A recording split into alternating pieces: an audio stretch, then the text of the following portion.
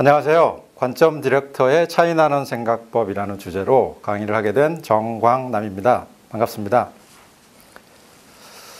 여러분 관점하면 어떤 생각이 먼저 떠오르시나요? 자기만의 의견, 자기만의 시각, 저처럼 이제 광고를 하는 사람들은 크리에이티브한 아이디어, 여러 생각이 나실 수 있는데요. 관점이 이제는 저처럼 이제 전문적으로 광고를 하는 사람들을 넘어서 일반 사람들도 굉장히 중요한 시대가 되었죠. 관점을 가지고 오늘 강의를 하게 되었는데요. 강의를 하기에 앞서 간단히 제 소개를 먼저 드리겠습니다. 저는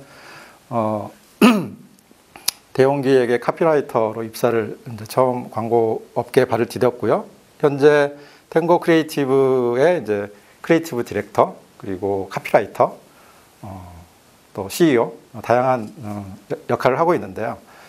그동안 이제 제가 광고 업계에서 이제 쭉 제 일을 하면서 다양한 클라이언트들과 작업을 했습니다. 그래서 패스트푸드, 건설, 교육, 그리고 최근에 이제 골프와 자동차까지 다양한 이제 분야에서 광고 일을 해오고 있어요. 제가 작업해온 카피들입니다. 아시는 카피도 있을 것이고, 모르시지만 제가 또 개인적으로 좋아하는 카피들도 있습니다. 그래서 이런 카피라이터로서 작업해온 그런 카피들이고요. 강의를 시작하기에 앞서 좀 흥미로운 기록이랄까요? 좀 먼저 말씀을 좀 드리고 싶은데요. 얼마 전에 라이언킹 이동국 선수가 은퇴를 했더라고요. 그래서 인터뷰 기자회견 영상을 좀 봤는데 저한테 굉장히 좀 꽂히는 그런 멘트가 있었어요. 뭐였냐면 이동국 선수가 선수 생활을 하면서 가장 기억에 남고 가장 소중하게 생각되는 그런 기록이 뭐냐라고 질문했더니 이런 얘기를 하더라고요. 어떤 우승컵을 들어올리는 순간이나 또는 멋진 환상적인 그런 골을 넣는 그런 순간보다는 23년 동안 800경기를 뛰었다는 그런 자부심 이런 얘기를 했었어요. 그래서 과연 이 선수가 타고난 체질만 가지고 또는 한두 해의 어떤 그런 체력 관리를 통해서 23년을 저렇게 견딜 수 있었을까? 그거는 아니겠죠. 꾸준한 어떤 자기 관리 그리고 어떤 트레이닝 이런 거 없이 퍼포먼스를 분명히 내지는 못했을 거다. 저는 이 말이 굉장히 좀 와닿았었는데요. 제가 최근에 보이지 않는 것을 보는 힘이라는 책을 좀 냈습니다. 저도 비슷한 24년 광고 생활을 했는데 이동국 선수의 기록과 비교를 할 수는 없죠. 근데 없는데 제가 이 책을 쓰고 나서 이런 생각이 들었어요. 이동국 선수의 인터뷰 기자회견을 보고 이 책은 제가 그동안 저만이 어떤 그동안 꾸준하게 해왔던 어떤 관점의 어떤 트레이닝, 광고의 어떤 노하우 이런 것들을 제가 틈틈이 정리해서 모아놓은 그런 트레이닝, 관점의 트레이닝 가이드북이지 않을까 저는 이렇게 생각을 했고요. 그래서 이 책의 내용을 가지고 오늘 총 한 6개의 주제로 나눠서 말씀을 드리려고 합니다. 첫 번째는 관점의 어떤 가치, 힘 이런 주제를 통해서 말씀을 드리고요. 두 번째, 세 번째, 네 번째, 다섯 번째는 제 책에 있는 내용들 사례를 통해서 이제 말씀을 드리겠습니다. 그래서 단어, 사물 그리고 요즘 코로나 시대의 어떤 새로운 트렌드들 이런 트렌드들과 그리고 우리가 쉽게 깨부수지 못하는 어떤 그런 고정관념들 이런 것들을 통해서 어떤 관점에 대한 저만의 어떤 노하우를 말씀드리고요. 그리고 마지막으로 관점을 기르는 어떤 그런 사소한 습관들은 무엇인지 이런 것들까지 한번 다뤄보도록 하겠습니다. 첫 번째 지금 주제는요. 관점은 관찰이다라는 주제예요. 관점을 남들과 다른 관점을 갖는다라는 게 굉장히 거창한 그런 어떤 장소에 가거나 굉장히 어떤 돈을 내고 배워야 되는 이런 것들이 아니고요. 우리가 평소에 어떤 관심을 갖고 어떤 관찰을 하느냐에 따라서 관점이라는 것은 생겨나게 됩니다. 그래서 관점은 멀리 있는 것도 아니고 그리고 어떤 누구한테 과외를 해서 배워야 되는 그런 게 아니라 우리 일상을 열심히 관찰하는 것에서 시작을 한다. 저는 이렇게 말씀을 드리고 싶어요. 자, 그래서 사례를 제가 한번 좀 들어보고 싶어요. 첫 번째 이 그림은 어느 동네에 가도 있는 그런 가로등입니다. 요즘은 이제 해가 짧아져서 6시 정도면 이제 가로등이 이제 켜지죠. 이 가로등은 저희 동네에 있는 가로등이에요. 매일 보는 가로등이죠. 산책을 하다가 보기도 하고. 근데 어느 날 분들이 이렇게 저 네온 그 색깔이 좀 이뻐서 찍어놨었어요. 찍어놨는데 흔히 보는 지나치는 이 가로등을 어떤 회사에서는 저거를 아이디어로 영감을 얻어서 자기 광고를 했더라고요. 네, 우리가 흔히 아는 맥도날드예요. 맥도날드에서 자, 이제 밤에도 문을 연다라는 얘기를 이렇게 얘기를 하고 있어요. Open at night. 밤에도 문을 연다. 당연히 가로등은 밤에만 켜지지 않습니까? 낮에는 당연히 꺼지니까 저게 가로등이 꺼져 있다가 밤이 이제 되고 탁 켜지죠. 근데 저 M자 모양으로 켜지는 거죠. 그래서 저는 흔하게 지나쳤던 저 가로등 그 불빛이 누군가에는 이런 영감으로 받아들여진다는 거죠. 자, 두 번째 볼게요. 요즘 이제 코로나 때문에 주먹 인사도 하고 팔꿈치도 치고 이렇게 접촉을 피하는 그런 시대가 됐잖아요. 근데 저기 그 남미 아르헨티나의 어떤 맥주 브랜드가 친환경 맥주 브랜드겠죠. 근데 이 브랜드에서 이런 그 광고를 냈어요. Hug a tree, not a person. 자, 사람끼리 허그할 수 없으니 이제 나무에 허그를 하자. 이런 내용으로 광고를 만들었는데 시적절하게 이 코로나 시대에 맞는 어떤 따뜻한 어프로치 그리고 자신의 어떤 브랜드의 철학을 저 한 컷으로 알리는 그런 광고예요. 그래서 우리 사람 대신에 나무를 허그하라라는 게 요즘 시대에 더 오히려 어떻게 잘 맞는 코로나 시대가 아니었으면 좀 흘러갈 수도 있었을 그런 아이디어인 것 같아요. 자, 지금까지는 우리가 실제 전문적으로 광고를 하는 사례를 통해서 이제 관점에 대해서 알아봤는데, 다음은 이제 제가 평소에 느끼고 그리고 제가 평소에 수집한 일상에서의 관점에 대한 이야기를 해보려고 해요. 향초입니다.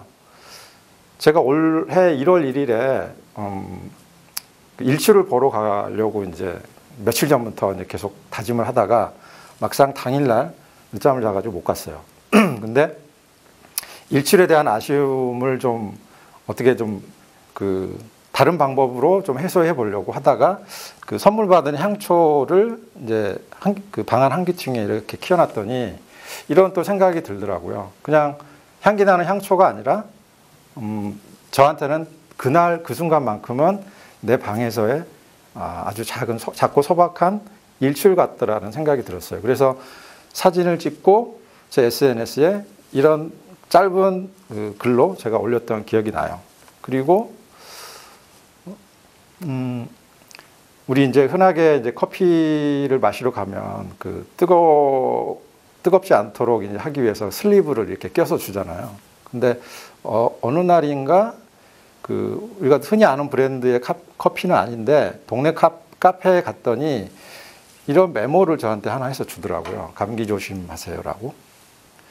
그래서 이 메시지를 보기가 쉽지 않죠, 저희가.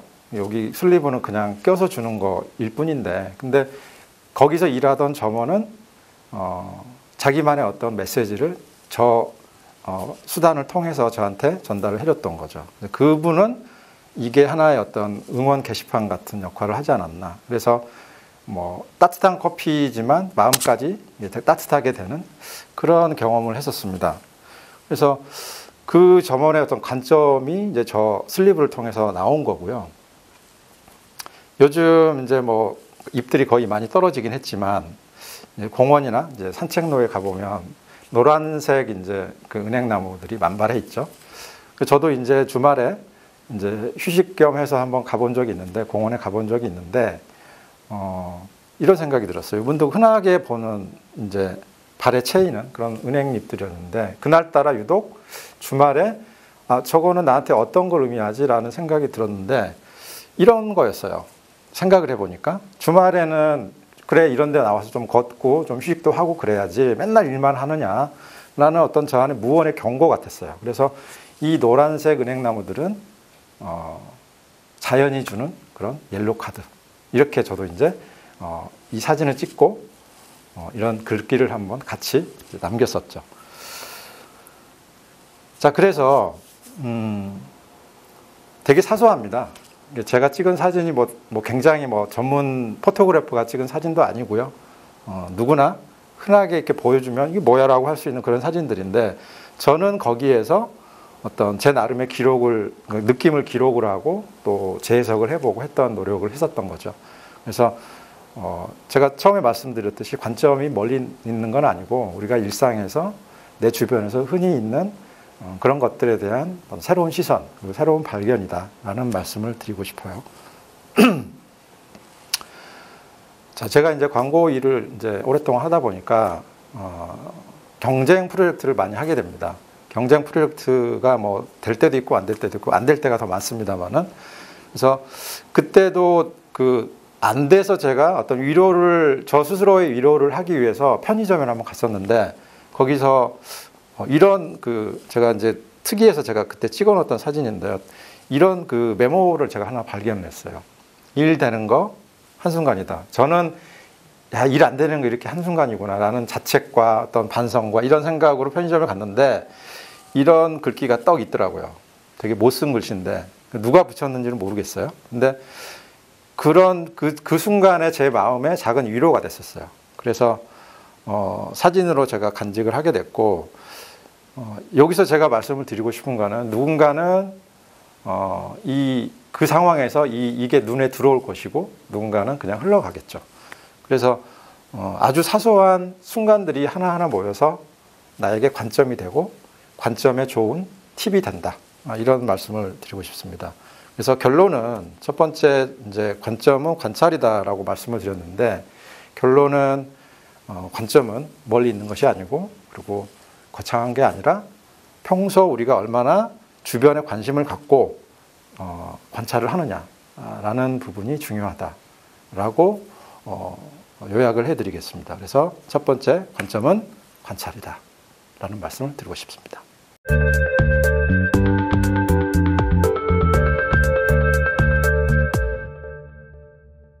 네, 두 번째 주제는 일상 속 단어 새롭게 보기입니다. 자, 우리가 뭐 일상은 말에서 말로 끝난다고 봐도 과언이 아닌데요. 우리 눈을 이제 하루에 아침에 이제 일어나면 늦었네, 피곤해, 말로 시작이 되죠. 그리고 이제 잠들기 직전까지도 피곤해, 문자 확인, SNS 확인 이런 말로 시작을 해서 말로 끝나는 이제 일상인 거죠. 그래서 요즘 워낙 말들이 홍수다 보니까 전체적으로는 흘러갑니다. 흘러가는데 저도 이제 대체로 흘러가는데 유독 꽂히는 단어들이 있어요. 그날따라. 그리고 그 꽂히는 단어가 며칠을 또 가기도 하고요. 그래서 스마트폰도 있고 이메일 어떤 회의실 이런 무수한 장소나 어떤 도구 속에서 말들을 저희는 만나게 됩니다. 그래서 어떻게 보면 너무 식상해서 내가 기억해야 될 게 있나라는 생각을 하실 수도 있어요. 너무 흔하고 식상하니까. 그런데 이런 너무 흔하고 식상한 그런 단어 중에 누군가가 이거를 캐치해서 마케팅에 활용을 했더라고요. 자, 그 예를 한번 제가 말씀을 드리려고 하는데요. 라면입니다. 라면 좋아하실 분들이 많으실 텐데 라면은 우리가 유명한 라면들 많이 있지 않느냐라고 말씀하시는데 저도 처음 보는 라면을 봤어요. 뭐냐면 제가 설명을 드릴 텐데 라면과 우리가 라면 앞에 이제 물결을 이렇게 표시를 하면 라면 그러니까 영어로 치면 if라는 뜻이 되겠죠. 그래서 보험회사와 라면이 콜라보를 해가지고 마케팅을 했어요. 자, if는 보험회사니까 당연히 어울릴 만한 그런 컨셉이죠. 그래서 우리가 먹는 라면과 보험회사 어떤 가정, 뭐뭐 라면이 만나서 편의점에 새로운 라면을 개발을 했더라고요. 바로 내차 보험 만기 라면. 지금 라면, 우리가 흔하게 보는 라면 용기에 그 위에 우리가 익숙한 그 라면 브랜드가 아니고 내차 보험 만기 라면, 뭐 땡땡 손해보험 다 이렇게 적혀 있더라고요. 그래서 라면을 먹는 사람들한테, 그리고 차에 대해서 어떤 관심이 있는 사람들한테 잘 쏙쏙 들어올 수 있겠다. 우리가 이제 편의점을 너무 자주 가니까. 그래서 그런 그 편의점이라는 상황과 라면을 어떤 먹는 연령대와 이런 것들이 다 복합적으로 잘 녹여져 있는 그런 그 신선한 접근이었습니다. 그래서 라면이라는 단어를 가지고 저런 어떤 그 새로운 관점을 포착을 해낸 거고요. 그리고 또 하나의 사례를 이제 말씀을 드릴 텐데, 저는 강남구청역 3번 출구로 늘 출근을 하고 퇴근을 합니다. 그런데 이런 표지판 많이 보셨을 거예요. 우리가 이제 출근을 하기 위해서 내려서 이제 계단을 가고 뭐 에스컬레이터를 타고 이제 나가지 않습니까? 근데 아시겠지만 뭐 스마트폰을 하면서도 잘 찾아나갑니다. 뭐 저걸 딱히 보지 않아도 우우 해서 사람들을 따라서 뭐 3번으로 가든 4번으로 가든 나와 보면 정확히 내가 나와야 될 출구에 나와 있는 거죠. 그래서 나가는 곳은 정말 다들 그냥 같이 우르르 가는 그런 그 안내 표지판이구나. 그래서 그런 생각조차도 하지 않다가 문득 어느 날 저 표지판을 이렇게 올려다 보면서 그런 생각이 들었어요. 야, 나도 그냥 휩쓸려서 이렇게 사는 건가? 그냥 이렇게 살다 보면 그냥 똑같이 다들 나와 있는 출구에 있는 건가? 이런 생각이 들다가 이런 생각을 해봤어요. 띄어쓰기 하나 해보자 했더니 전혀 또 다른 의미가 되더라고요. 나가는 곳이 아니고 나 가는 곳. 이렇게 띄어쓰기 하나만으로도 문득 휩쓸려 가는 그런 상황이 다시 보여지더라고요. 그래서 남들 따라가지 않는 나만의 출구가 필요하고 살면서 그런 생각들은 문득문득 꼭 해야겠구나 라는 생각을 하게 됐습니다. 그래서 제 책에 뭐 이런 소재를 가지고 이제 정리한 글들입니다. 나가는 곳 말고 나 가는 곳. 그래서 어차피 나 가는 곳은 지도에 없고, 그리고 모두가 따라가는 노선도에 없다. 그래서 내가 만든 표지판으로 가자. My way out. 뭐 이런 내용으로 그날 제가 문득 올려다 봤던 표지판을 가지고 정리한 그런 글이 되겠습니다. 이것도 어떤 단어를 다시 보는, 새로운 관점으로 보는 그런 케이스고요. 영상을 제가 하나 보여드릴 텐데요. 우리가 너무나 익숙하게 잘 아는 브랜드입니다. 넌 어떤 사람이 될래? 나이키 광고인데요. 하나만 정답이라고? 나이키 하면 어떤 한계가 없고 자신의 어떤 과거가 너의 미래를 상황과 무관하게 도전할 수 있게 만들고, 또 그런 도전 자체가 굉장히 위대하다라는 그런 메시지를 늘 이제 전달을 하고 있는데요. 이 영상도 마찬가지예요. 남들이 정해준 대로 할 거야? 네 뜻대로 할 수는 없는 거야? 너 스스로를 우리가 아는 유명인도 있고 네가 어디까지 평범한 일상의 어떤 인물들도 있어요.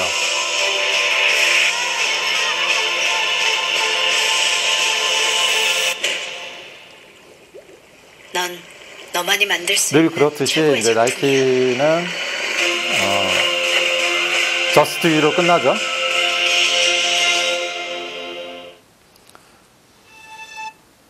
자, 나이키의 어떤 정신을 한글을 통해서 봤더니 고스란히 들어가 있더라고요. 무슨 뜻이냐 봤더니, 아까는 제가 나가는 곳을 띄어를 써봤는데 지금은 중간중간에 물음표를 한번 넣어봤어요. 나이? 뭐 키? 뭐 중요해 그게? 뭐 이런 나이키만의 브랜드 철학이 그 간단한 그 물음표 것만으로도 들어있더라라는 거예요. 그래서 제 책에 이런 나이키의 어떤 그 브랜드 철학을 제 나름대로 한번 정리를 해봤습니다. 그래서 뭐 나이, 뭐 키, 몸무게, 뭐 생활, 학교, 그러니까 이런 모든 것들이 정해진 대로 내가 안주해야 되나? 뭐 늦었다, 뭐 창피해, 이런 거에서 벗어나라는 이야기를 그냥 나이키라는 단어 안에 다 들어가 있더라는 거죠. 그래서 단어에 대한 어떤 그 관점, 단어를 가지고 그 우리가 생각하는 관점이 굉장히 뭐 어렵거나 없는 걸로 만드는 그런 걸 하면 너무 복잡하고요. 저는 이런 어떤 단순한 어떤 어프로치를 통해서 그 새로운 관점을 충분히 누구나 경험할 수 있다라고 생각을 합니다. 세 번째 예인데요. 우리 이제 차를 운전하다 가다 보면 뭐 무슨 대로 많이 나오지 않습니까? 마찬가지로 대로에 대한 의미를 좀 다르게 해석을 해봤어요. 그래서 나 편한 대로. 네. 이 글을 잠깐 읽어보면 주중에는 강남대로 일을 해야 되니까, 그리고 주말은 뭐 올림픽대로, 뭐 집에 오면 뭐 하던 대로, TV는 보던 대로, 야식은 먹던 대로, 이런 다양한 익숙해진 대로를 우리가 늘 가게 됩니다. 가게 되고 또 하게 되고. 그런데 익숙함이 달리는 그런 대로가 아니라 낯설고 좀 도전이 부르는 그런 대로로 가보자. 그래서 우리가 늘 흔하게 만나는 올림픽대로에서 벗어나서 내가 내키는, 그리고 내가 끌리는 대로로 달리자. 대로에 대한 대로라는 단어에 대한 어떤 새로운 접근, 이렇게 이제 사례로 제가 말씀을 드렸고요. 정리해 보면 이렇습니다. 제 주변에도 저처럼 광고를 하지 않아도 그 말을 가지고 굉장히 다양한 어떤 그 상상, 그리고 재미, 이런 거를 굉장히 잘하는 사람들이 있어요. 이런 사람들을 보면 항상 단어를 가지고 놉니다. 단어를 가지고 갖고 논다라고 저희가 표현을 하는데, 이런 것들이 쌓이고 쌓여서 아마도 그런 습관들이 나중에 자기 일을 하면서도 굉장히 영향을 미칠 거예요. 그래서 여러분들도 생활 속에서 내가 뭐 자주 쓰는 단어든 아니면 새롭게 내가 맞닥뜨린 단어든 간에 그거를 가지고 좀 이렇게 저렇게 놀아보세요. 그러다 보면 자신만의 관점이 마치 우리가 운동할 때 스트레칭을 하면 이게 몸이 되게 유연해지고 좀 어떤 운동을 해도 잘 할 수 있는 것처럼 관점의 어떤 사고의 이 어떤 영역이 쭉쭉 스트레칭 되는 그런 경험을 하시게 될 겁니다. 그래서 단어를 열심히 틈틈이 가지고 놀자. 두 번째 주제였습니다.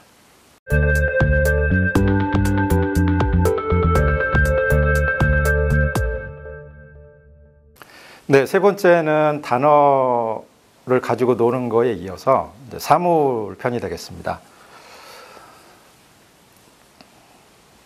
자, 지금 제 주변에도 다양한 사물들이 있어요. 뭐 TV도 있고, 뭐 카메라도 있고, 다양한 사물들이 있는데, 대체로는 저희가 늘 익숙한 환경 속에서 삽니다.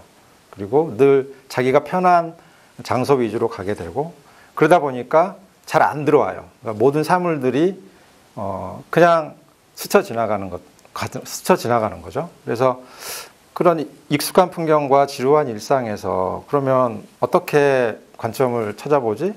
자, 제가 사례를 한두 개 제가 소개를 해드리겠습니다. 올해 굉장히 그 장마가 길었어요. 뭐 기록적으로 뭐 태풍도 많고 뭐 비도 엄청나게 내렸는데 7월 달 어느 날이었던 것 같아요. 우산 이제 우산을 이제 어디에나 두고 다녔었는데 우산을 접고 펴고 하면서 그런 생각이 문득 들었어요. 이제 매일 아침 이제 출근하기 전에 또는 퇴근 전에 이제 일기예보를 저희가 듣잖아요. 들으면서 듣다 보니까 너무 자주 듣다 보니까 일기예보의 패턴이 있더라고요. 우리 기상 캐스터분들이 하시는 그 패턴들이 이제 숫자만 다루고 또 그때그때 기상 이제 정보에 따라서 조금 그 내용이 바뀌지 그 담는 패턴은 비슷하더라고요. 그래서 야, 그러면 장마 때문에 굉장히 지금 뭐 처지고 뭐 또 남들에게 또 이렇게 불쾌감을 줄 수 있는데 야, 이 내 기분을 누군가한테 예보를 해주는 것도 되게 재밌겠다, 흥미롭겠다. 그 하늘에 뭐 돌아다니는 그런 기상의 어떤 예보뿐만 아니라 내 기분도 예보해주면 재밌지 않을까라는 생각이 들었어요. 그래서 일기예보 기사를 한번 봤어요. 제가 봤더니 뭐 전체를 다 읽어드릴 수는 없지만 뭐 그 예보죠. 그러니까 남부지방에 뭐 매우 강한 비가 내릴 것으로 예상이 돼서 주의가 필요하다. 뭐 몇 미리가 오는 곳이 있겠다. 그리고 언제까지 이어지겠다. 뭐 이런 내용의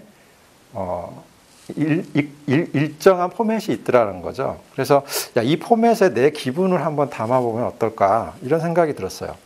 그래서 나를 예보합니다라는 제목으로 저 포맷에 한번 대입을 해서 써봤습니다. 잠깐 읽어드리면 며칠간 반짝 까칠했던 내가 오늘 낮부터 풀릴 것 같습니다. 웃음이 가끔 쏟아지겠지만 출근 전 일요일 밤부터는 감정 기복이 뭐 심해질 것으로 보입니다. 평소 이래라 저래라 하는 사람들과는 살얼음이 생길 가능성이 커서 주의가 필요하고요. 전체적으로 어제보다 1도 따뜻합니다. 내 기분이 1도 따뜻하다라는 거죠. 그리고 우리나라 이제 미세먼지가 큰 이슈이기 때문에 여기서는 미세 웃음이라고 표현했어요. 미세 웃음은 보통 수준을 유지할 걸로 예상합니다.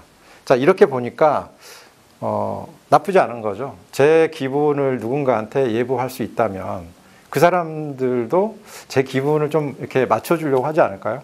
물론 이제 실제로 이렇게 하지는 않았지만 이런 어떤 우산을 보고서 저런 발상을 저는 해봤던 거죠. 그래서 늘 그냥 우리가 채이는 우산을 이렇게 지나갈 수 있었을 텐데 저는 그 일기예보 방송을 들으면서 이런 어떤 해석을 저 나름대로 해봤던 겁니다. 두 번째는 여러분 화이트데이가 아주 필요한 사람도 있을 거고 굳이 뭐 화이트데이 필요하지 않다라고 하는 사람도 있을 텐데 어쨌든 화이트데이는 사탕이라는 작은 선물을 통해서 누군가에게 고백을 하는 그런 날이죠.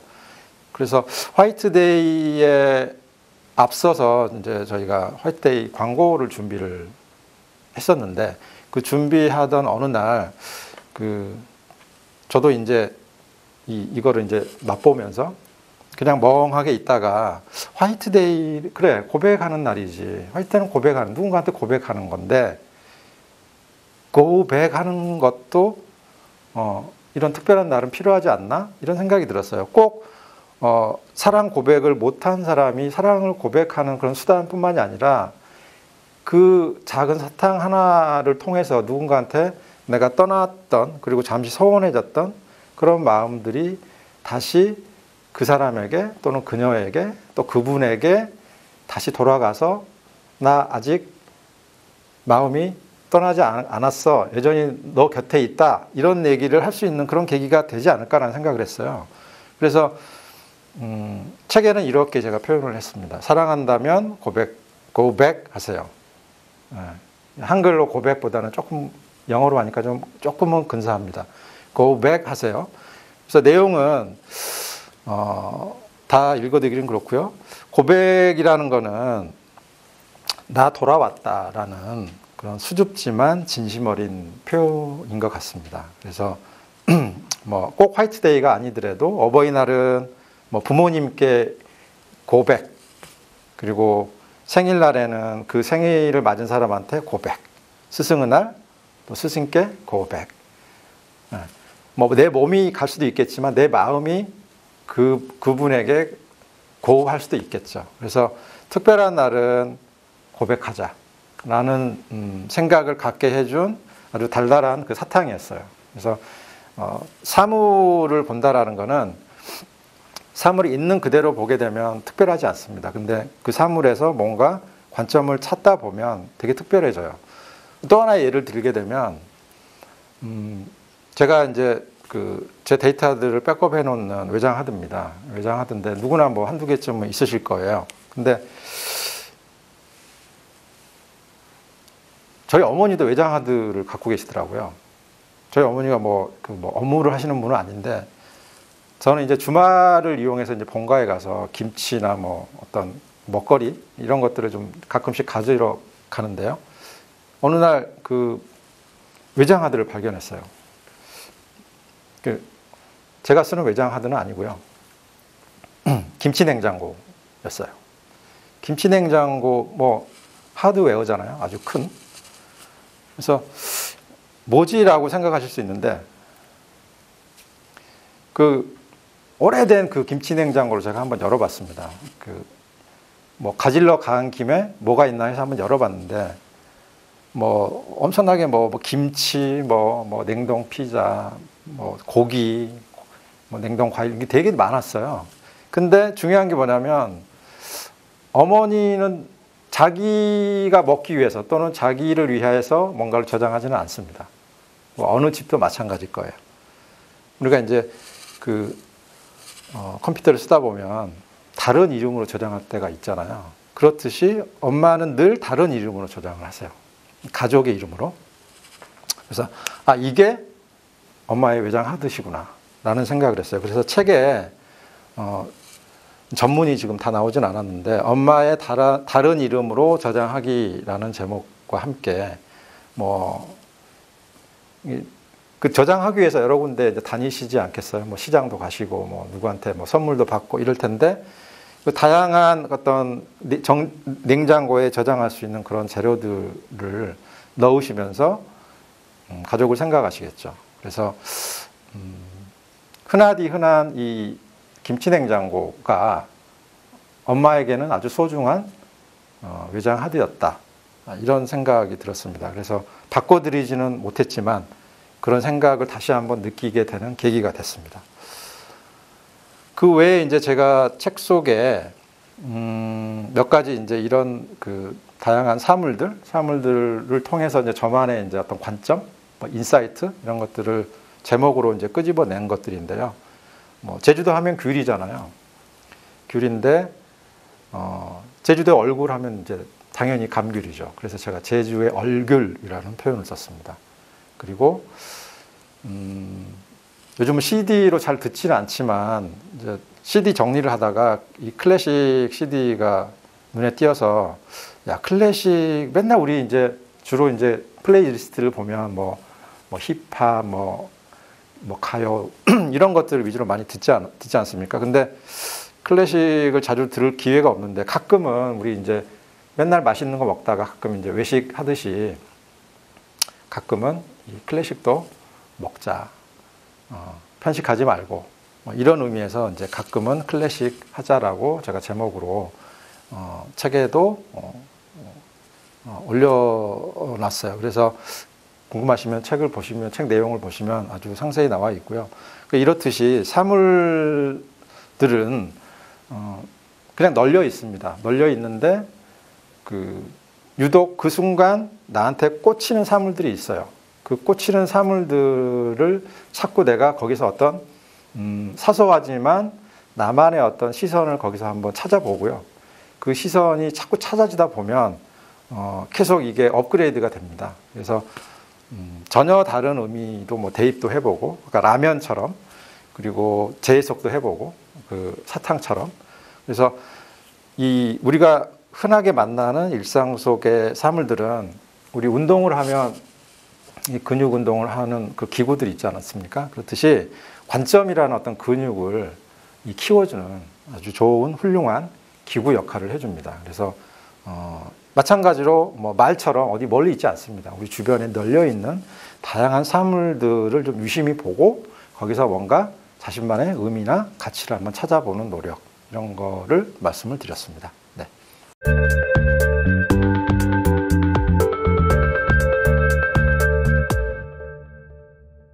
네, 이번에는 트렌드 다시 보기라는 주제입니다.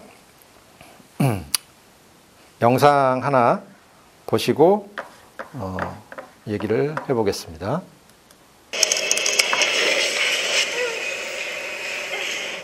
처음으로 여행이 우리를 떠났습니다. 그때는 알지 못했죠. 아시아나 항공 광고 영상인데요. 친구를 만나 여행이 떠나고 나서야 알게 되었습니다. 안아주던 거 우리에게 여행이 있던 당연한 일상의 소중함을. 모든 여행의 마지막은 제자리로 돌아왔듯이 우리 뭐 떠난 이 여행도 영상도, 이 광고 영상도 또 어떻게 보면 이제 코로나 시대라는 돌아올 것입니다. 어떤 그런 새로운 사회적인 트렌드에 맞춰서 여행이라는 거를 새롭게 보게 만드는 그런 메시지죠. 그때 함께 날 수 있. 짧게 본 영상이지만 코로나가 굉장히 우리 일상을 많이 바꾸고 있구나라는 생각을 하게 돼요. 그래서 그러면 뭐 코로나가 있더라도, 코로나가 이제 우리 생활을 지배하고 있더라도 쭉 이어져 가는 트렌드도 있을 것이고, 또 코로나 때문에 새롭게 이제 또 바뀌고 새롭게 생겨난 트렌드도 있을 겁니다. 근데 그런 이 트렌드 홍수 속에서 우리의 삶의 본질은 무엇인가? 라는 거를 좀 얘기를 해보고 싶습니다.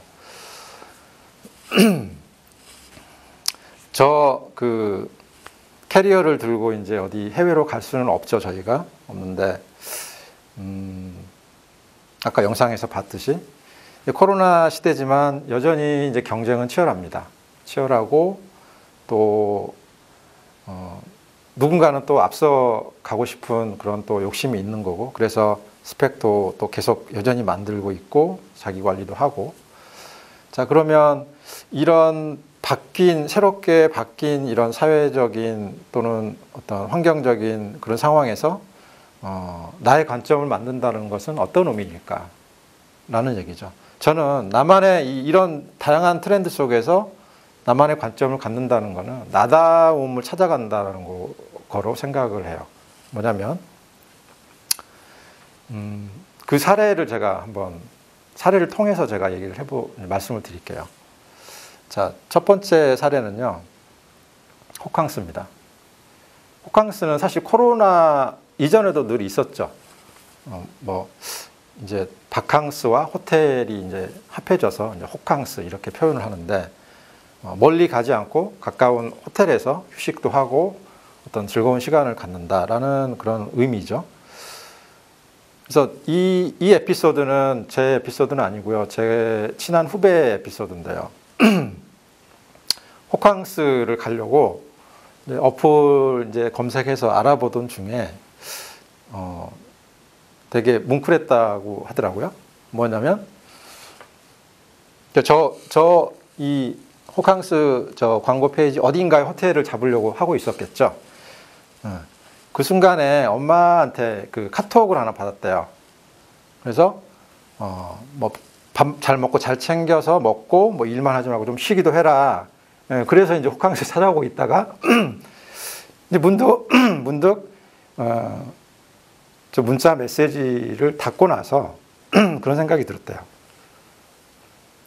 사회 첫 발을 내디뎠을 때 자기 자신에게 했던 그런 약속이 생각이 나더래요. 돈을 벌면 호강시켜드려야지. 자, 저는 그 얘기를 듣고, 야, 호캉스 보내드려. 호강 별거냐? 라는 말을 했어요. 저도 모르게. 그래서 그 기억을 제가 이제 메모를 해놨다가 제 책에 이렇게 인용을 했습니다. 호캉스 보내드리라고. 호캉스 너 얼마든지 갈 수 있잖아. 근데 부모님은 자주 못 가시니까 너가 그럴 때 한 번씩 그런 생각이 들 때 한 번씩 보내드려라. 라는 의미의 어떤 메시지로 제가 정리를 했어요. 그래서 뭐 호캉스 하면 우리가 떠오르는 그런 상황들이 있죠. 뭐 멋진 와인, 뭐 야경, 뭐 조식, 그러니까 이런 그 호캉스 패키지 많은데 나를 키워 주셨던 부모님의 그런 부모님을 위한 그런 호캉스. 멀리 있지 않다. 이렇게 가까이 있으니까 좀 이번 주말에는 호캉스 보내드려라 라는 어떤 이 호캉스의 트렌드를 저 나름대로 호캉스라고 한번 해석을 해봤습니다. 그래서 물론 캉을 강으로 바꾼 그런 거 아니다라고 할 수는 있지만 나를 위한 호캉스에서 부모님을 위한 호캉스로 이렇게 바꿀 수 있다라는 그런 저만의 어떤 관점인 거죠. 이 트렌드의 관점. 자, 두 번째 이 트렌드를 말씀드리고 싶은 거는 요새 이제 4차 산업혁명, AI, 5G 시대 이런 굉장히 코로나와는 또 별개로 굉장히 급변하는 그런 트렌드에 우리가 서 있습니다.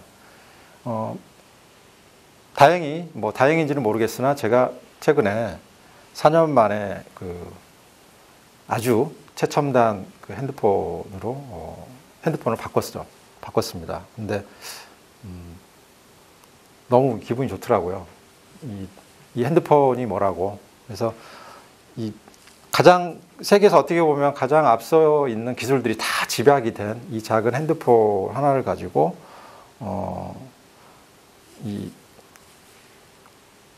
굉장히 기뻐하던 차에 우리가 핸드폰을 바꾸게 되면 그 전에 있던 그 핸드폰의 데이터들을 새 핸드폰으로 이렇게 다 이제 옮기지 않습니까? 옮기는데 이제 저는 가장 중요하게 생각했던 데이터들이 사진들이었어요. 사진들이었는데 한 3,000여 장 정도가 제 그전에 핸드폰에 들어가 있더라고요. 올해 몇 년 전부터 쭉 이제 쌓아져 온 그런 사진들인데 이 사진들을 옮기면서 이제 어떤 생각이 들었냐면, 이 핸드폰은 어떻게 보면 가장 앞선 기술들이 집약되어 있는 어떻게 보면 디지털의 대표적인 어떤 그런 제품인데, 디지털 시대에 그 안에 내가 가장 소중하게 생각하고 있는 것들은 저런 콘텐츠, 즉 아날로그적인 콘텐츠들이더라. 약간의 아이러니일 수도 있는데요. 자, 이런 여러분들도 핸드폰 사진첩을 들어가 보면 무수한 사진들이 있으실 거예요. 근데 그 사진들을 하나하나 보다 보면 그 사진 하나 속에서 우리가 연상되는 그런 상황들이 있어요. 누구랑 있었더라? 그날 뭐 했지? 또 그날 내가 왜 웃었지? 왜 울었지? 이런 모든 것들이 여기 사진들에 다 들어가 있어요. 우리가 매일매일 일기를 쓰지 않는 한은 과거를 우리가 추억하고 기억하는 건 사진들입니다. 그래서 이 일상 속에 찍었던 사진들은 결국에는 아날로그다라고 저는 생각을 해요. 그래서 아날로그는 결국엔 저는 이제 그날로그라고 표현을 하는데, 시간이 지나면 모든 것은, 심지어 지금 제가 얼마 전에 바꾼 그 핸드폰도 시간이 지나면 아날로그가 됩니다. 기계 자체는 디지털로 만들어진 기계겠지만 제가 느끼는 감성과 기억은 아날로그로 되는 거죠. 그래서 5년 전에 내가 산 액세서리, 그리고 10년 전에 내가 들여놨던 인테리어, 그리고 철진한 게임기, 그러니까 이런 모든 것들이 다 아날로그죠. 근데 그런 것들을 하나씩 이렇게 들춰보다 보면 어느새 자기도 모르게 그 시간으로 돌아가 있다라는 거죠. 그래서 아날로그를 추억하면 나도 모르게 그날로 돌아간다. 그래서 우리가 5G 시대를 살고 있지만 우리가 울고 우리가 웃고 그런 모든 것들은 그 안에 저장되어 있는 이런 에피소드들, 그리고 나만의 어떤 스토리들, 이런 것들이다. 그래서 아날로그에 대한 어떤 가치, 이런 것들을 말씀드리고 싶었고요. 자, 세 번째, 이거 트렌드라기보다는 큰 이슈가 한번 지나갔죠. 얼마 전에 이제 미국 대통령 선거가 이제 마무리되었는데 민주당, 공화당. 자, 뭐 결과는 이제 뭐 우리가 이제 뉴스를 통해서 잘 알고 있습니다. 근데 이 그 선거가 좀 그 진행되던 어느 날인가 뭐 제 지인이 밥 먹다가 느닷없이 물어보더라고요. 야, 너 어떤 당을 지지하냐? 그래서 뭔 뜬금없는 질문인가. 사실 뭐 이 정치적인 스탠스에 대한 이야기는 좀 민감하잖아요. 그 뭐 물론 이제 아무리 사석이라 하더라도 또 민감할 수 있고 그래서 그냥 저는 이제 그 심각하게 받아들이지는 않았어요. 그래서 저 나름대로 어떤 대답을 했냐면 저 집에 이제 흑당이 되게 많습니다. 특정 제가 브랜드는 얘기할 수는 없고 까만색 설탕을 이제 보통 흑당이라고 하잖아요. 그래서 저 흑당으로 그 한때 이제 그 무슨 티 해가지고 만든 그 이제 음료가 되게 유행을 했었는데 저는 흑당을 되게 애정합니다. 그리고 흑당을 무지 지지합니다. 몸에 물론 좋기도 하지만 뭔가 힘이 나는 느낌이 있어서 그리고 또 이제 영감을 얻기 위해서 뭐 늘 얻는 건 아니지만 가끔 이렇게 예술의 전당에 가서 이제 뭐 전시도 보고 뭐 음악도 듣고 그러는데요. 그러니까 제가 지지하는 당은 어떤 특정 정당이 아닙니다. 물론 마음속에 뭐 있을 수도 있겠지만 저는 이런 당을 지지해요. 그래서 내가 좋아하는 저런 딴 사람들이 보기에는 뜬금없는 당일 수 있겠지만 저런 뜬금없는 당들이 뭐가 있지라고 이제 검색을 해보니까 꽤 많더라고요. 그래서 제목이 이제 어떤 당을 지지하세요입니다. 그래서 좀 전에 제가 말씀드린 뭐 설탕, 몸에 좋은 흑당, 뭐 예술전당, 뭐 자주 가는 식당, 그리고 이 댕댕이 이렇게 넘어진 발라당 하잖아요. 그래서 발라당, 명당, 뭐 졸리는 그런 강당, 그다음에 주당, 그리고 스스로 뭔가 자기 스스로에게 당당. 그래서 전체적으로 멋지당. 그래서 저는 남들이 보기에는 좀 엉뚱할 수는 있겠으나 저는 이런 당들을 좋아하고요. 이런 당들을 평소에 늘 즐깁니다. 그래서 여러분도 당 어디 지지하냐고 물어보시면 뭐 이런 거 한번 얘기해 보시면 어떨까 싶어요. 그래서 민감하니까 정치적인 당은 그래서 생활 속의 당을 지지해 보시는 것도 뭐 새로운 트렌드라기보다는 좀 뭐 뜨거운 이슈 속에서 잠깐 스스로를 이렇게 좀 리프레시할 수 있는 그런 아주 착한 당이지 않나 그런 생각이 듭니다. 자, 그 정리해 보면요, 호캉스 시대에 호캉스. 물론 그 제가 좀 예로 든 트렌드 외에도 다양한 트렌드들은 많은데 제가 예로 든 트렌드 속에서 나다움을 이제 지켜가는 것 그런 것들을 말씀을 드렸어요. 그래서 굳이 뭐 진지하게 트렌드들을 고민할 필요도 없지만 그렇다고 그 트렌드를 맹목적으로 따라갈 필요도 없다고 봅니다. 그래서 자기만의 어떤 관점을 통해서 트렌드들을 경험하고 해석하고 이런 과정을 생활 속에서 지켜가 보면 어떨까 그런 제안을 드려봅니다.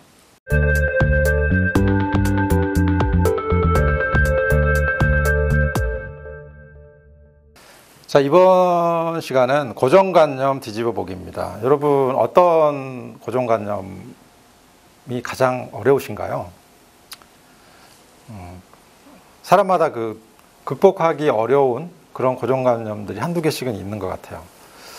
자,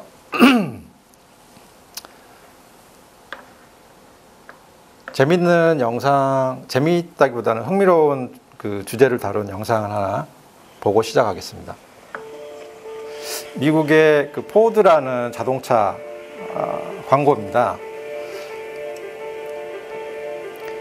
영상은 뭐가 이렇게 막 뭐 주목을 끄는 그런 장면은 없어요.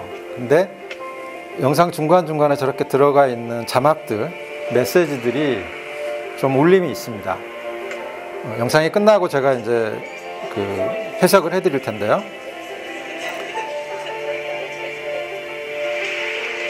뭐 다양한 직업이 나와요. 이렇게 프로포즈 하는 사람도 있고, 셰프도 있고, 뭐 운동하다가 다친 선수도 있고, 다양한 이 직종의 또 연령대의 사람들이 나옵니다.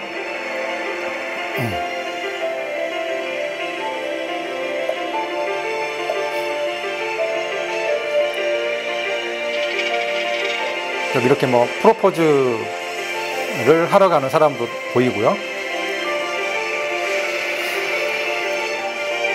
이 여성은 운동을 하고 다쳐서 회복한 그런 여성입니다.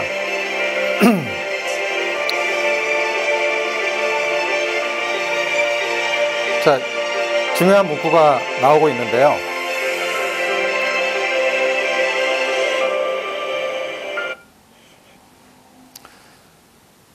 제가 처음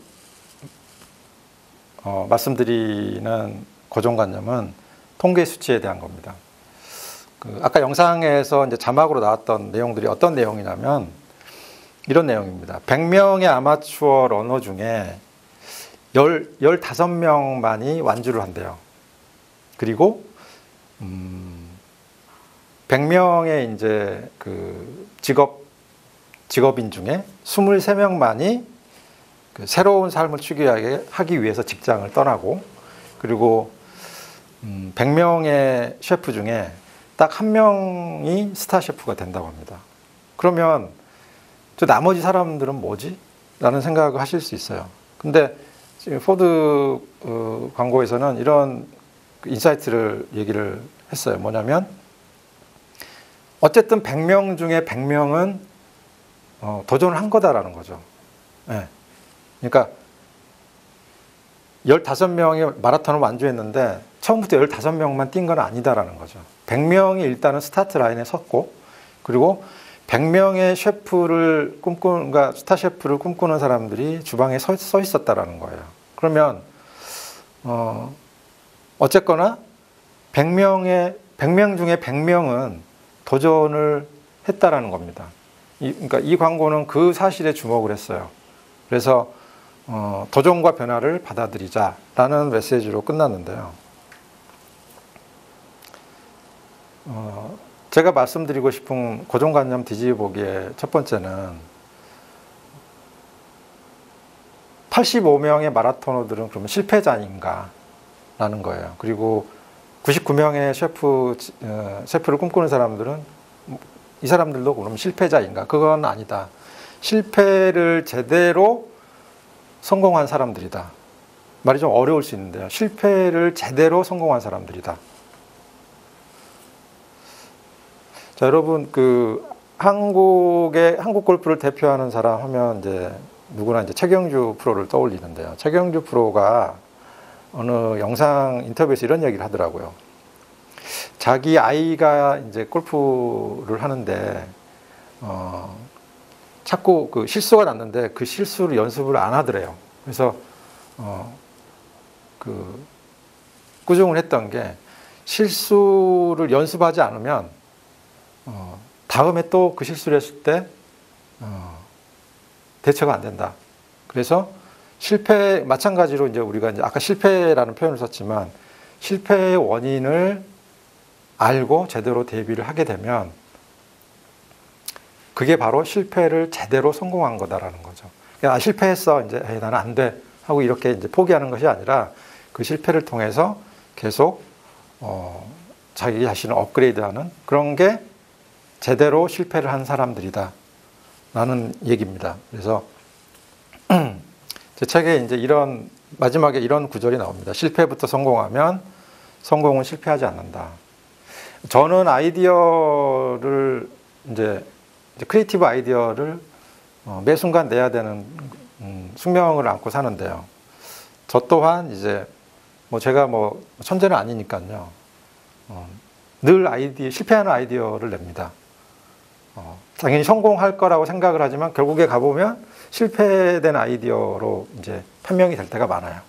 근데 만약 예를 들어서 제가 야 이거 나는 자꾸 아이디어 내봐야 안 되네 라는 생각을 계속 갖고서 그냥 포기했거나 아니면 딴 사람이 내기를 뭐 기대했거나 이랬다고 했으면 제가 오랜 기간 동안 이 업계에서 살아남을 수 있었을까? 그러니까 실패를 해도 계속 다시 트라이 해보고, 그러니까 그 실패에서 어떤 뭐 피드백을 얻고 이런 과정들이 있었기 때문에 때로 가끔 이제 성공하기도 하고요, 프로젝트에서. 자, 결론은 그렇습니다. 제대로 실패해야 나중에 성공이 실패하지 않는다. 역설적인 표현일 수 있겠지만 우리가 단순히 실패해서 교훈을 얻어야 돼 이런 표현도 많이 하지만 실패를 자꾸 하다 보면 거기서 제대로 된 실패를 하다 보면 나중에 내가 꼭 이루고 싶은 성공은 절대 실패하지 않는다. 이런 실패에 대한 또는 성공에 대한 고정관념에 대해서 얘기를 해봤고요. 두 번째는 나이에 대한 고정관념입니다. 왕의 남자를 찍었던, 연출했던 이준익 감독의 모토가 철들지 말자라고 합니다.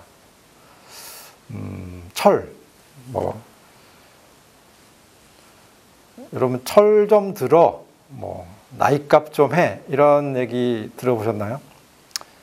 저는 가끔씩 듣지만 뭐냐면 우리가 철이 든다라는 표현은 깊이 들어가 보면 무슨 얘기냐면 야, 너 정해진 규범 안에서 벗어나면 안 돼라는 그런 뉘앙스가 있어요.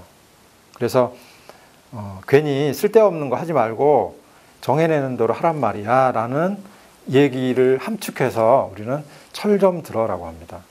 그래서 좀 튀는 색깔의 옷을 입거나 또 튀는 스타일의 머리를 하거나 그러면 자기도 모르게 이렇게 쳐다보기도 합니다. 저 스스로도 그렇고요. 그래서 이준익 감독의 좌우명처럼 저는 철들지 말아야겠다는 생각을 늘 하는데요. 자, 몸은 나이를 먹습니다. 근데 이 생각, 이 관점, 이것은 철들면 안 돼요. 그래서 똑같은 아이디어도 누군가는 정말 아이처럼 철들지 않은 시선으로 봅니다. 근데 또 누군가는 본인의 나이를 통해서 봐요. 그러니까 시선이 달라지면 당연히 이제 컨셉도 달라지겠죠. 그래서 저는 나이에 안 맞게 좀 깔깔거리는 걸 되게 좋아합니다. 그래서 회의를 할 때도 깔깔거리고 수다 많이 하고 그다음에 뭔가 좀 실없는 농담 이런 거 되게 많이 해요. 그러니까 굉장히 진지하게 회의를 하고 엄숙한 그런 대화를 했을 때보다 이렇게 좀 깔깔거리고 좀 수다하고 농담 많이 하던 그런 회의에서 좀 좋은 아이디어 그리고 좀 톡톡 튀는 아이디어 많이 찾았던 것 같아요. 그래서 더더욱이 저는 그런 경험을 할 때마다 내 철들면 안 되겠구나라는 생각을 해요. 그래서 우리 이제 아이디어라는 단어 안에 아이가 있지 않습니까? 그래서 아이디어는 아이의 눈으로 좀 찾아야 됩니다. 그래서 유치한 아이디어를 말하는 것이 아니라 좀 본인의 나이를 통해서 보지 말고 좀 영하게 그리고 깨어있는 그리고 좀 이 사회의 규범이나 이런 틀에서 좀 벗어난 이런 시각으로 들여다보면 좋은 아이디어가 나오지 않을까 이런 제 경험상 그랬던 것 같습니다. 그래서 그런 말씀을 드렸고요. 세 번째는 틀이라는 고정관념입니다. 자, 우리 이제 틀을 깨야지 틀에서 벗어나 이런 표현 많이들 듣는데요. 자, 틀을 깨기 위해서 여러분들 아마 노력들을 많이 하실 거예요. 이제 본인의 상황에 맞게 이제 그런 다양한 노력들을 하실 텐데 제가 오늘 영상을 여러 개 보여드린데요. 그 발레리나 김주원 씨라고 있으면 워낙 뭐 유명하신 분인데 제 이분이 영감의 원천은 틀에 갇히는 것? 이 영상 갇혀 있는 인터뷰 영상을 보고 되게 저는 좀 무릎을 쳤어요. 발레리나의 삶은 되게 다람쥐 쳇바퀴 이 발레리나 분야에서의 정말 뭐 탑이신데 따라다니면 아무도 안 볼 거예요. 매일이 틀에 똑같아요. 갇히자라는 되게 표현을 썼어요. 재미없어요. 네. 여기 너무 작은 공간 위에 저희 올라서야 해요.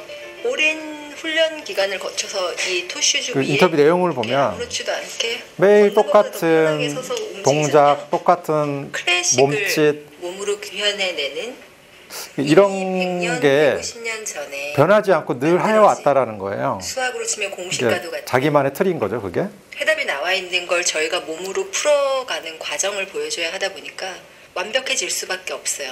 그 틀 안에 정해진 순서 안에 음악도 동작도 이미 정해져 있고 똑같은 작품을 그 시대부터 지금 시대까지 오는 발레리나들이 다 같은 작품을 하는 거잖아요. 자, 영상이 좀 길어서요. 그 요약하자면 이렇습니다.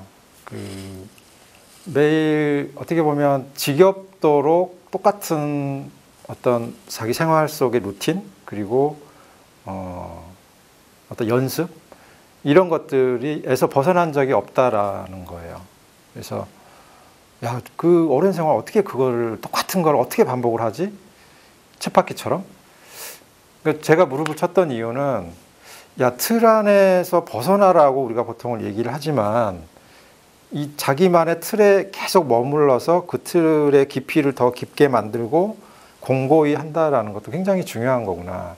그런 시도 자체도 어떻게 보면 틀을 깨는 사고 아니겠습니까? 그래서 자신만의 틀에 갇힌다는 것도 결국엔 크게 보면 그런 관점조차도 틀을 깨는 관점이다라는 거죠. 우리는 뭔가 벗어나야지 뭔가 혁신할 수 있고 막 그런 생각을 하잖아요. 근데 오히려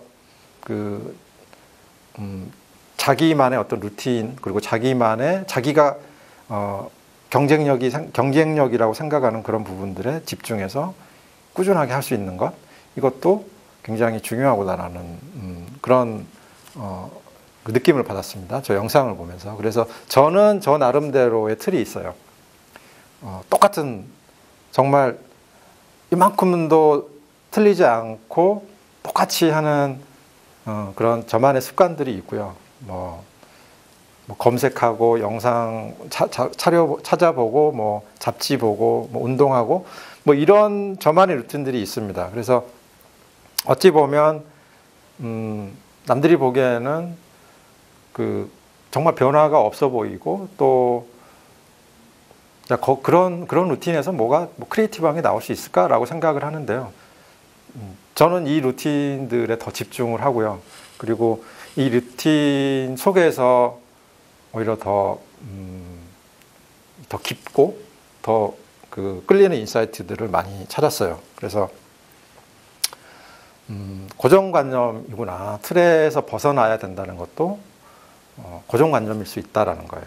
그래서 제가 세 가지 지금 고정관념을 제가 비유를 들었는데요. 첫 번째 실패 그리고 성공에 대한 어떤 고정관념 그리고 두 번째는 나이를 통해서 우리가 무언가를 바라보고 그러지 말고 그런 시선은 절대 철들지 말자. 그리고 자기만의 틀에 갇히자. 이런 세 가지의 고정관념에 대해서 말씀을 드렸는데요. 고정관념은 고정된 관점을 갖게 됩니다. 그래서 무언가의 고정이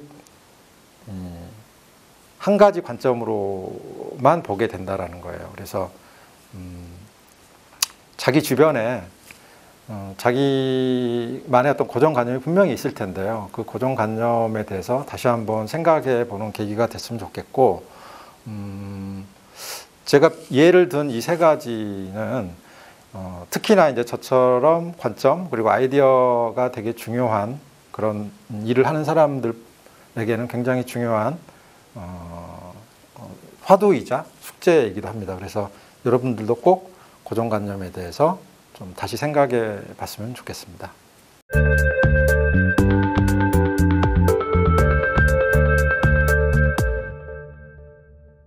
네, 이제 마지막으로 관점을 기르는 생활 속 루틴이라는 주제입니다.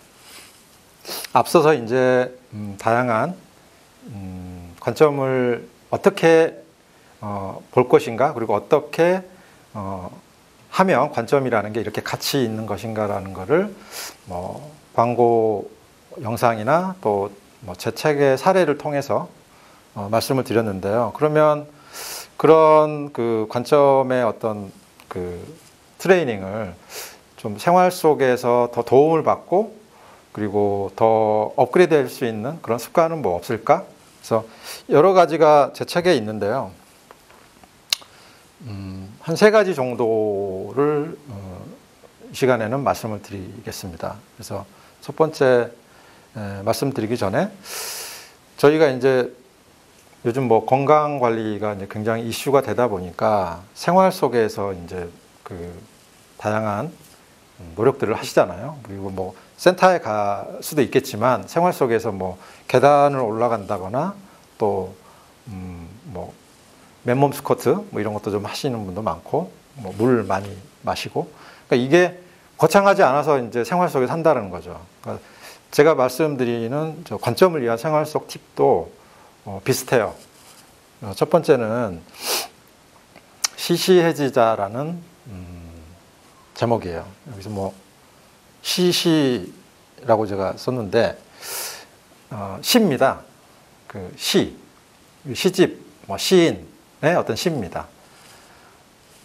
왜 이 말씀을 드리냐면 에피소드 하나를 제가 말씀을 드릴게요.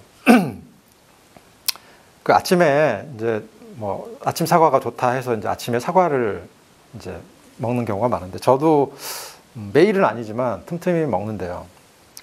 아침 사과에 대한 정말 시시한 이야기예요. 뭐냐면 제가 이제 서점에 가면 시집 코너에 이제 자주 가는데요. 시집과 뭐 잡지 이쪽에 주로 자주 갑니다. 갔는데 이게 우연히 이제 저 사과 관련된 시를 하나를 봤어요. 뭐였냐면 정일근 시인의 사과야 미안하다라는 시였는데요. 여기 내용을 보면 이 시인의 친구가 사과 과수원을 하는 친구가 있었더래요. 근데 사과를 마치 자기 자식인 것처럼 그렇게 정말 이렇게 소중히 다루는 거를 시로 이렇게 표현을 했어요. 그래서 보면 뭐 눈 내리는 밤에 친구는 사과를 깎는다. 툭 칼등으로 쳐서 사과를 혼절시킨 뒤, 자 혼절시킨 뒤 그 뒤에 친구는 사과를 깎는다. 자, 우리는 사과를 어떻게 깎죠? 그냥 무자비하게 이렇게 돌리지 않습니까? 칼을 대고. 근데 자기 자식 같은 사과를 그 친구는, 이 시인의 친구는 이 무자비하게 이렇게 찌르면 놀랄까봐 이렇게 칼등으로, 칼날도 아니에요. 칼등으로 이렇게 툭 쳐가지고 자, 이제 미안하지만 뭐 이런 식으로 해서 사과를 혼절 먼저 시킨 다음에 깎는다라는 거를 시로 저렇게 표현을 했어요. 자, 이거를 보면서 저는 야, 내가 먹는 이 사과하고 그 시인의 친구가 사과를 대하는 게 이렇게 다르구나라는 걸 느꼈어요. 저는 사과를 배웠지만 시인의 친구는 사과를 이렇게 혼절시킨다라는 표현을 썼습니다. 그래서 야, 같은 행위를 놓고 이렇게 다룰 수 있다라는 거를 이제 뭐 늘 제가 시집을 보면서 그런 생각을 하게 되지만 이 에피소드도 굉장히 저한테는 좀 야, 나는 카피라이터지만 저런 거 많이 배워야겠구나라는 생각을 했어요. 그래서 제가 광고 이제 카피라이터로 이제 일을 했었으니까 광고 카피를 이제 비유를 할 때 한약에 비유를 합니다. 한약.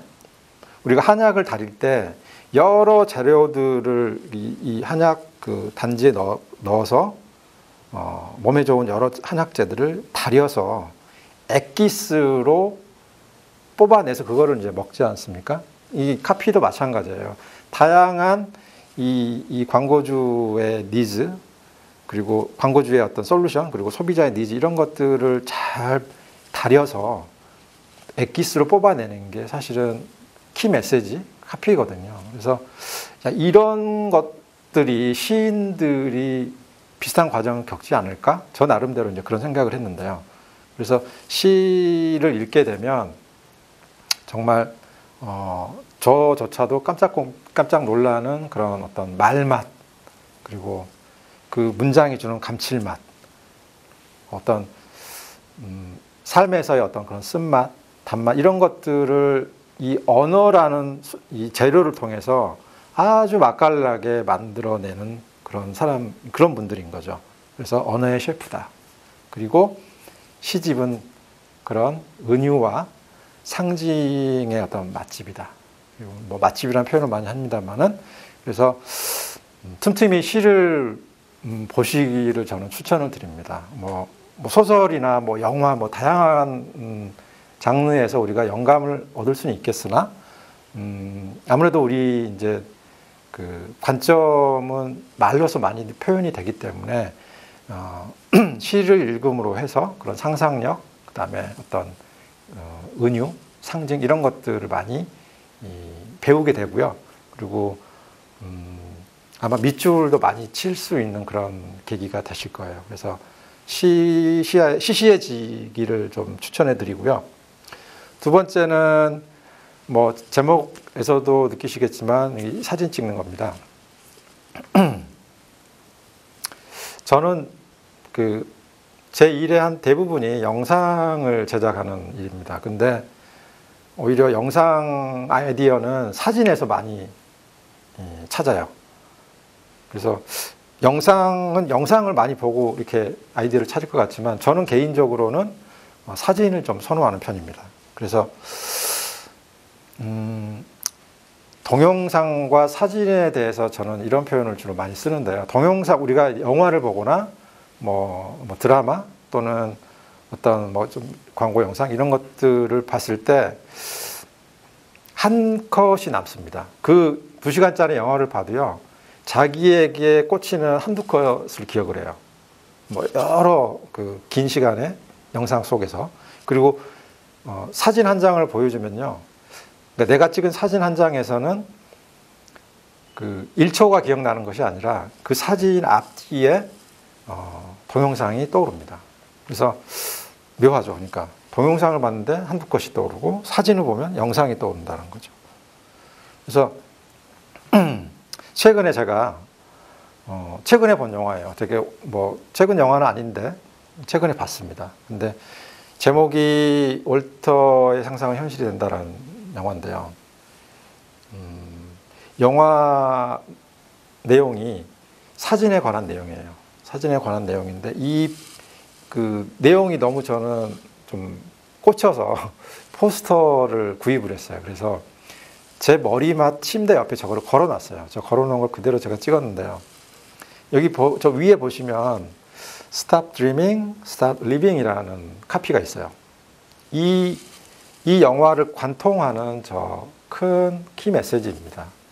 자, Stop Dreaming이라고 했는데, 저 침대 옆이니까 맨날 자고 일어날 때 저희가 이제 꿈을 꾸잖아요. 꿈 그만 꾸고 현실을 살아라, 현재를 살아라라는 거죠. 그래서 저 그 포스터를 늘 보면서 잠들고 일어나는데요. 제가 사진을 모티브로 한 영화라고 말씀을 드렸는데, 영화는 그렇습니다. 이 미국의 라이프지 잡지사에 근무하는 한 직원이 주인공인데요. 이 라이프지가 마지막으로 이제 그 마지막 호 표지에 들어갈 사진을 찾으러 떠나는 긴 여정을 보여주는 영화예요. 근데 뭐 어떤 이 사진 작가가 보내준 마지막 이 사진이 엄청나게 근사하고 아름다운 풍경이 아니었던 거예요. 제가 이 영화를 보면서 남았던 키컷은 바로 그 라이프지 표지에 들어갔던 저 사진인데요. 영상 속을 제가 캡처해 본 건데요. 저 컷이 유일하게 기억에 남았어요. 뭐였냐면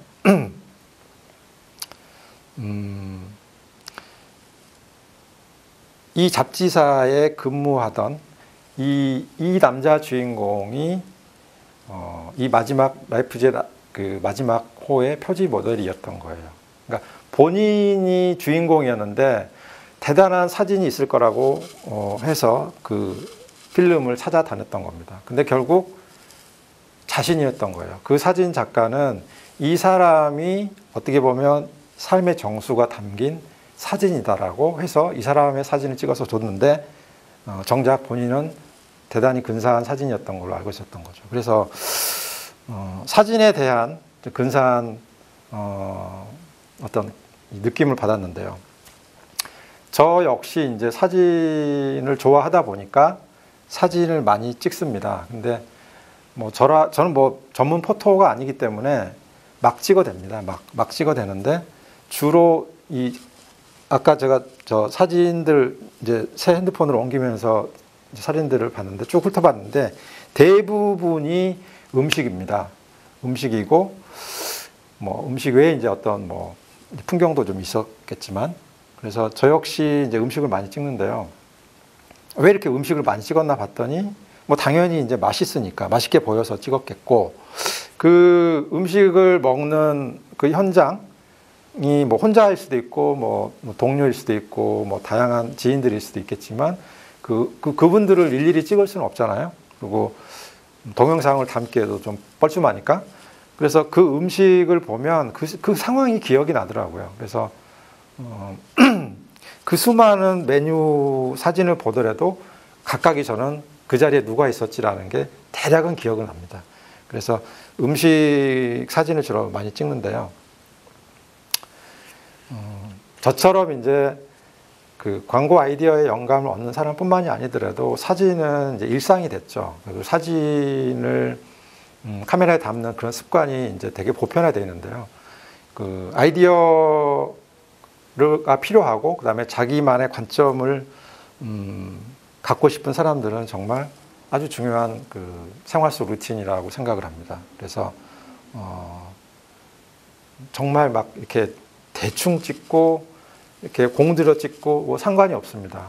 그 자기 눈에 들어왔다고 하면 꼭 사진으로 남겨서 더 좋은 거는 그 사진에 대한 자신만의 어떤 느낌 그리고 어떤 관점 이런 걸 같이 기록해 보는 것도 되게 좋은 습관이라고 생각합니다. 그래서 내가 이게 혹시 압니까? 내가 찍었던 이 사진이 정말 세상을 발칵 일으킬 수 있고 그런 아이디어의 출발이 되고 또 그 사진 하나가 누군가에게 정말 눈물을 쏟을 수 있는 왈칵 쏟을 수 있는 그런 아주 좋은 기억이 된다면 굉장히 그것도 좋은 일 아닐까 좋은 습관이 아닐까 그런 생각이 들고요. 마지막으로 이제 그 중독이라는 제가 그 습관을 제가 제안을 드리는데요. 이것도 국내 자동차 광고 영상을 보면서 말씀을 드리겠습니다. 오후 6시 두 번째 하루를 시작하는 사람들이 있습니다. 소렌토 광고인데요. 프로노라 불리는 그들은 회사에서와는 다른 명함을 가진 저녁의 삶을 산다고 하죠. 워라벨 이런 트렌드 속에서 일과 자신만의 삶 이런 구분짓기가 굉장히 많이 지금 트렌드가 되고 있지 않습니까? 그래서 이 광고에서는 아침 6시는 그 일을 이제 시작해야 되는 그런 시간이고 저녁 6시는 나를 위한 그런 아침이다. 그래서 하루에 아침이 2번 있다라는 그런 뉘앙스로 이제 메시지를 전달하고 있습니다. 충분히 공감하시는 트렌드일 거예요. 저의 경우 아침 그러니까 저녁 6시 새로운 아침은 뭘 하냐면 저는 운동을 합니다. 다양한 자기만의 루틴이 그러니까 그 중독이 있을 거예요. 자전거 타시는 분도 있고 그림을 그리시는 분도 있고 영어 어학을 배우시는 분도 있겠지만 저는 운동을 합니다. 왜냐하면 경험을 그동안 쭉 해보니까 이 체력이 떨어지고 딸리고 피로해지면 집중력이 떨어집니다. 그리고 너무나 잘 아시겠지만 집중력 떨어지면 뭐 의욕 상실, 그리고 뭐 프로젝트를 앞두고 있다면 프로젝트에 좀 전력 투구를 못 하게 되고 이런 좀 연쇄 반응들이 생기더라고요. 그래서 뭐 제가 뭐 운동이 제 직업은 아니지만 항상 제 생활 속 루틴 속에 운동을 항상 저는 그 짧더라도 꼭 끼워놓고 있습니다. 그래서 내가 마음에 드는 카피들, 그리고 내가 잘 만들었구나라고 생각되는 광고들은 저는 개인적으로 늘 피트니스 센터에서 제가 열심히 꾸준하게 체력 관리, 몸 관리를 해서 그런 결과를 만들었다라고 저는 항상 생각을 해요. 어떤 제가 천재적으로 어떤 영감을 떠올라서가 아니고 그런 평소에 그런 체력, 그리고 어떤 트레이닝이 밑바탕이 돼서 정말 뭐 야근도 많이 하고 주말 근무도 많이 할 수 있었던 그런 아주 기초가 되지 않았나 그런 생각을 하고요. 그래서 저는 체력은 결국에 재력이 된다고 생각해요. 재력. 그래서 체력을 우리가 놓치거나 체력에 무관심하게 됐다가는 이 자기 비즈니스에서 좀 경쟁에서 낙오될 수도 있다. 그런 생각이 들어서요. 꼭 체력을 평소에 틈틈이 자신만의 어떤 방법으로 이게 체력이 무슨 관점하고 무슨 상관이 있어라는 생각하지 마시고요. 관점의 아주 기본이 됩니다. 그래서 꼭 체력 관리를 하시고요. 저만의 이제 그 관점을 기르는 그 생활 속, 일상 속 루틴은 이거 외에도 꽤 많습니다. 근데, 그래도 좀 쉽게 해볼 수 있는, 생활 속에서 쉽게 해볼 수 있는, 누구라도 해볼 수 있는 그런 루틴이어서 세 가지 말씀을 드렸어요. 뭐, 시집 틈틈이 보시고요. 뭐 얇으니까 읽기도 좋잖아요. 뭐 소설 이렇게 두꺼운 것보다. 그리고 사진 좀 틈틈이 꽂히는 사진, 꽂히는 것들이 있으면 뭐 꼭 이렇게 사진으로 간직해 보시고, 그리고 자기 체력을 계속 유지할 수 있는 다양한 어떤 건강한 중독들 이런 거 좀 해보시고요. 그래서 생활 속에 항상 같이 곁들여서 좀 가져가셨으면 좋겠습니다. 자, 제가 전체적으로 요약을 한번 드릴 텐데요. 제 책에 이제 이런 6가지, 제가 말씀드렸던 6가지 이제 주제를 다 녹여놨는데요. 단어와 사물, 뭐 트렌드, 고정관념, 뭐 습관 이런 것들이 제가 오늘 말씀드린 거 외에도 굉장히 많습니다. 근데 광고를 하는 사람이어서 할 수 있는 것도 분명히 있어요. 저는 이제 직업이니까. 근데 일상을 사는 사람들이 이게 트라이 해보기에 굉장히 쉽고 그런 아웃풋을 쉽게 얻을 수 있는 방법들 위주로 제가 오늘 말씀을 드렸어요. 그래서 꼭 한번 생활 속에서 한번 적용을 해보시고, 그리고 나의 관점이 조금씩 변해가는 거를 좀 느껴보셨으면 좋겠습니다. 자, 마무리로 이 얘기를 하면서 좀 끝내고 싶은데요. 제가 이 강의를 준비하면서 워낙 유명하신 뭐 김미경 강사의 그 영상을 보다가 이런 멘트가 있어서 제가 캡처를 해왔는데요.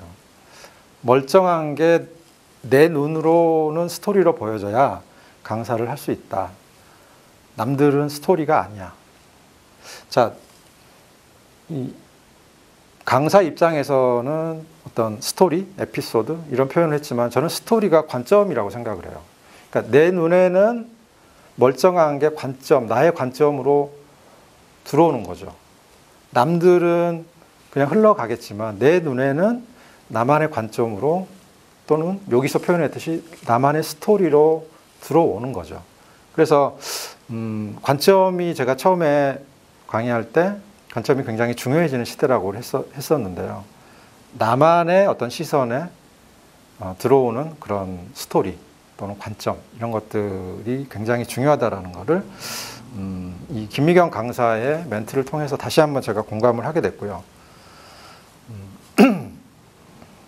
저는 여전히 지금 광고 일을 하고 있지만 제가 지금 광고 일을 해오고 있는 어쩌면 드러나진 않지만 굉장히 중요한 기초가 되었던 것들은 바로 앞서 제가 설명드렸던 이런 꾸준한 그리고 사소한 트레이닝이었지 않았을까라는 그런 말씀을 드리고요.